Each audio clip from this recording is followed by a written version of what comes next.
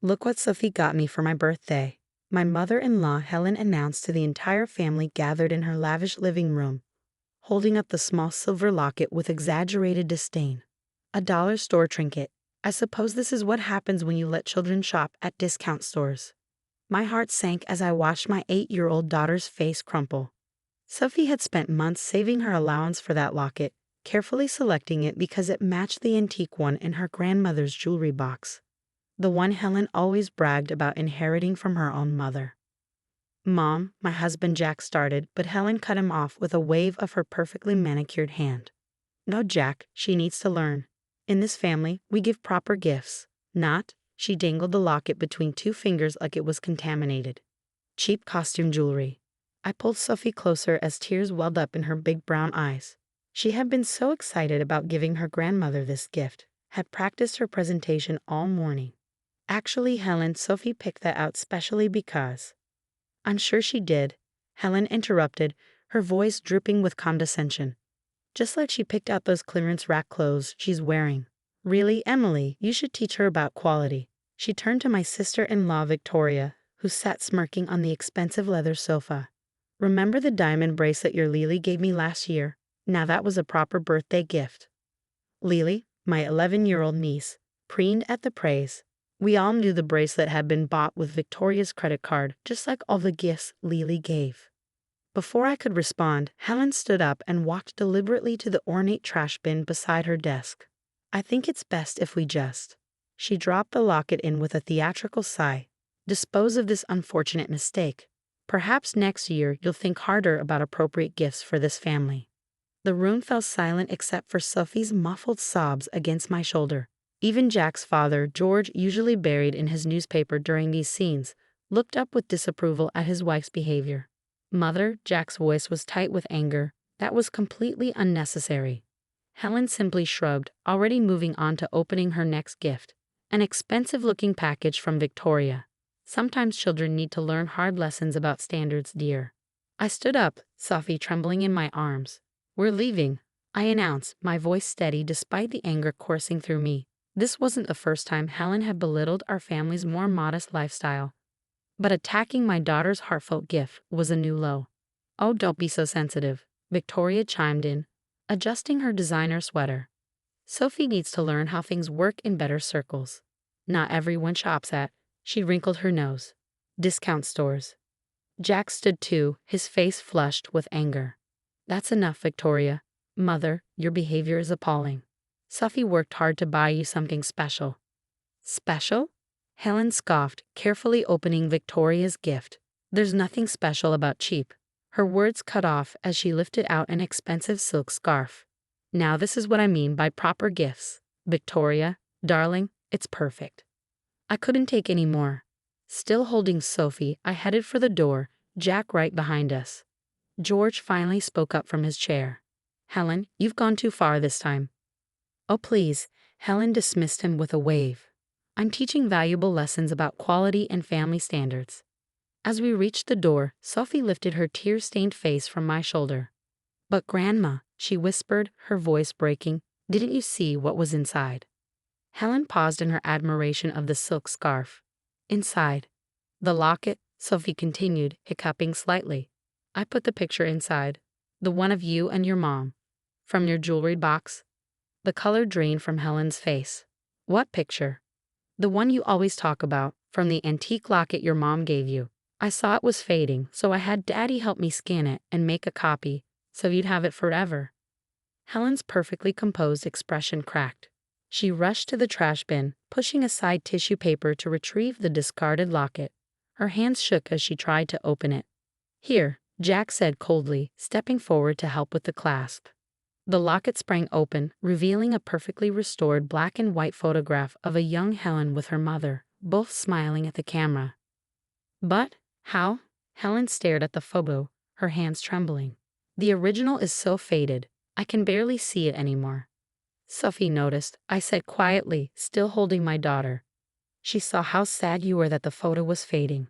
She asked Jack to help her restore it digitally. She saved her allowance for 3 months to buy a locket that matched your mother's." Victoria's smug expression faltered as she watched her mother sink into the nearest chair, still staring at the open locket. I just wanted you to have a nice picture of you and your mommy, Sophie sniffled, since you miss her so much. The silence in the room was deafening. Helen's perfectly applied makeup couldn't hide the shock and shame flooding her face as she looked from the restored photo to her sobbing granddaughter. For once, Helen seemed at a loss for words. I didn't know. No, Jack said firmly, you didn't bother to know. You were too busy judging the price tag to see the value of Sophie's gift. George stood up, walking over to look at the photo in the locket. Helen, he said softly, your mother would be ashamed of how you behaved today. Helen's careful composure crumbled completely at those words. She stood up, taking an unsteady step toward us, the locket clutched to her chest. Sophie, But I'd had enough. We're going home now, I said firmly. Sophie needs some time to recover from learning how her grandmother really feels about her gifts. As we walked to the car, I could hear Helen calling after us, her voice uncharacteristically uncertain. But some lessons about family and value couldn't be undone with a simple apology. Sometimes the cheapest things carry the most precious weight, and the most expensive gifts can reveal the poorest of spirits. Sophie was quiet on the ride home, her small hand wrapped tightly around mine in the backseat while Jack drove. She had stopped crying, but the hurt in her eyes made my heart ache. What she learned today about family and worth couldn't be measured in dollar signs or designer labels. What Helen didn't know was that this incident would set in motion a chain of events that would completely transform our family dynamics. Sometimes it takes a child's pure heart to expose the tarnish on what others consider golden. The week following the Locket incident was unusually quiet. No calls from Helen, no passive-aggressive texts from Victoria about family obligations. Even Jack's father, George, who usually played peacekeeper, maintained his distance. Sophie slowly regained her sparkle, though I noticed she had started hiding her allowance jar in her closet instead of proudly displaying it on her dresser. Maybe I should just give people cards from now on, she said one morning, pushing her cereal around the bowl. No, sweetheart, I said, sitting beside her. Never let anyone make you feel ashamed of giving from your heart. Then, 10 days after the birthday disaster, an unexpected visitor arrived at our door. It was George, looking more serious than usual, carrying a worn leather photo album. Is Sophie home? He asked, shifting uncomfortably on our front porch. There's something she needs to see. Sophie was in the backyard, working on her fairy garden, another project Helen had dismissed as common. When I called her in, she'd approached her grandfather cautiously. Since the Locket incident, she'd grown wary of family interactions. Come sit with me, Pumpkin. George patted the couch beside him. I want to show you something about your grandmother, about Helen's mother. He opened the photo album carefully, revealing pages of old photographs. This, he pointed to a faded image of a young woman in a simple dress, was your great-grandmother Rose. Helen doesn't talk about this much, but Rose didn't come from money. She worked as a seamstress. Sophie leaned closer, studying the photograph. But Grandma Helen always talks about her fancy family traditions. George's laugh held a touch of sadness. Those came later. Rose used to make all of Helen's clothes by hand. She saved for months to buy that locket, the one Helen keeps in her jewelry box. It wasn't expensive, but it was the most precious thing she owned. I sat down on Sophie's other side, equally fascinated. Helen had always painted a picture of old money and inherited elegance. This was a side of family history she'd never shared. Rose taught Helen to sew. George continued, turning pages to show more photos. They used to make dolls together using scraps from Rose's work. Helen would sell them at school fairs to help with household expenses. She was so proud of those dolls. But Grandma Helen hates handmade things, Sophie said quietly. She said they're not proper gifts. George closed the album gently. After Rose died, Helen changed. She married me, and suddenly she had access to the kind of life she thought her mother deserved but never had. Somewhere along the way, she forgot the value of things made with love. He reached into his jacket pocket and pulled out something that made Sophie gasp, the silver locket she'd given Helen. Your grandmother asked me to return this to you, he said, but quickly continued when Sophie's face fell. Not because she doesn't want it. She wants you to help her with something special. He opened the locket, showing not just the restored photos Sophie had placed inside, but now a second picture had been added to the empty side. A recent photo of Helen with Sophie at last year's Christmas dinner, before things had gotten so tense. She'd like you to teach her how you restored the old photo, George explained. She has a box of Rose's old photographs in the attic, all fading away. She thought maybe, if you're willing, you could help her save them together. Sophie's eyes widened. Really? But I thought. Sometimes, I said, squeezing her shoulder, people need a reminder of where they came from to see clearly where they are. George nodded. Helen's been up in the attic every day since your gift, looking through Rose's things. She found her old sewing box with one of those dolls they made together. He smiled at Sophie. It reminded her of your fairy garden, how you use bits and pieces to make something magical. Sophie sat quietly for a moment, processing this new version of her grandmother. Does this mean she's not mad about the locket anymore? Oh, pumpkin, George's voice cracked slightly. She was never mad about the locket. She was mad at herself for becoming someone her mother wouldn't recognize. Your gift, it helped her see that. He stood up, straightening his jacket. She'd like to come over tomorrow, if that's okay. She has some old photos she'd like your help with. And he smiled. She mentioned something about wanting to learn how to make fairy gardens. After George left, Sophie held the locket carefully, looking at the two photos inside, past and present, expensive and modest, all held together in what Helen had called a cheap trinket. Mom, she said thoughtfully, do you think Grandma Helen would like to help with my new fairy garden? I saved some special stones just for it. I smiled, remembering George's words about Helen's handmade dolls. I think she'd love that, sweetheart. Sometimes the most valuable things we can give each other aren't things at all. That evening, as I tucked Sophie into bed, she had one more question. Mom, can we stop at the craft store tomorrow? I want to get some stuff to make a fairy garden with Grandma Helen. A really special one. I kissed her forehead, marveling at her capacity for forgiveness. Of course we can, and Sophie, I'm so proud of how you've handled all this. You're teaching our whole family something important about love and value. She smiled, clutching her locket. Maybe we can help Grandma Helen make her own fairy garden, one with little dolls like she used to make. As I turned out her light, I thought about Helen, alone in her attic with her mother's old sewing box, rediscovering pieces of herself she'd packed away. Sometimes it takes a child's simple gift to unlock the most complicated parts of ourselves. The transformation in Helen over the next few months was remarkable.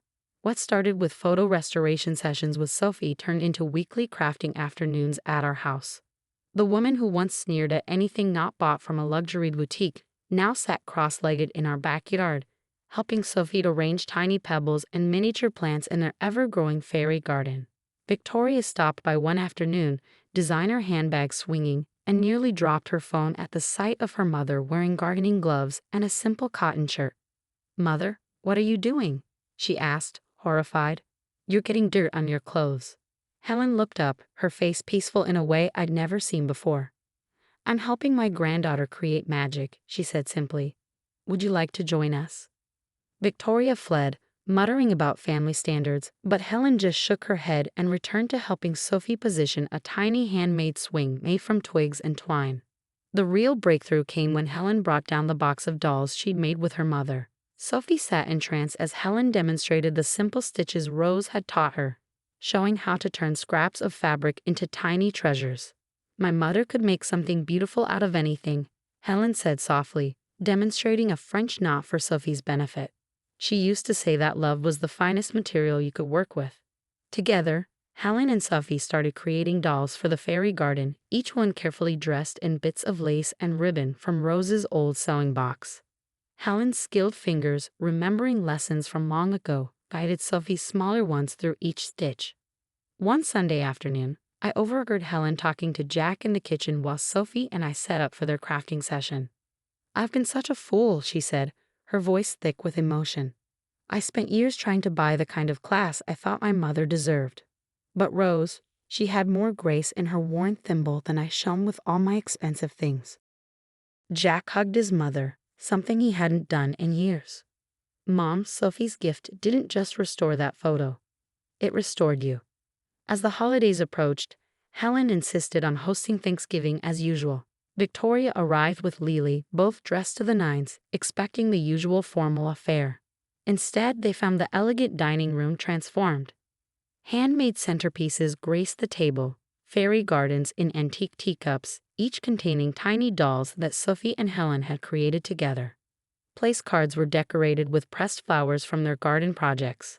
And there, in the center of it all, stood Helen's prized crystal vase, filled not with expensive arrangements but with wildflowers Sophie had gathered. But what will people think? Victoria sputtered, staring at the handcrafted decorations. They'll think, Helen said firmly, that this family has remembered what truly matters. The biggest surprise came after dinner. Helen gathered everyone in the living room, where she'd set up a small gift for each person. Victoria and Lily opened theirs to find exquisitely crafted dolls, dressed in tiny versions of outfits they'd worn to past family events. Sophie and I made them together, Helen explained, beaming with pride. Each one is unique, just like our memories. Even Victoria's carefully maintained facade cracked when she recognized the fabric in her doll's dress. A piece of the baby blanket she'd long forgotten about. But it was Sophie's gift that brought tears to everyone's eyes. Helen handed her a small, intricately carved wooden box. Inside lay Rose's original locket, carefully polished. My mother would have wanted you to have this, Helen said softly. You remind me so much of her, seeing the beauty in simple things, creating treasure from what others might overlook. Sophie launched herself into her grandmother's arms, both of them crying and laughing at once. The two lockets, one ancient, one new, clinked together as they hugged, a perfect harmony of past and present. Later that evening, as families began to leave, I found Helen and Sophie sitting in the garden, working on a new fairy house by the porch light. You know, Helen said, carefully gluing a tiny door made from popsicle sticks, my mother always said that the best gifts can't be bought. I forgot that for a while, but thanks to you, Sophie, I remember now. Sophie leaned against her grandmother, both of them dirty and happy. Can we make more dolls tomorrow, Grandma? I want to learn that special stitch you showed me. Of course, darling. And maybe it's time I taught you how to use Rose's old sewing machine. I think she'd like that. As I watched them together, I realized that Sophie's cheap locket had unlocked something priceless. The true heart of our family, bound together not by designer labels or price tags, but by love, memories, and tiny stitches that reached across generations. The fairy garden continues to grow, filled with handmade treasures and love. And if you look closely, you might see two lockets hanging from the smallest tree, one old, one new, both containing pictures of grandmother and granddaughter, bound together by something far more valuable than gold.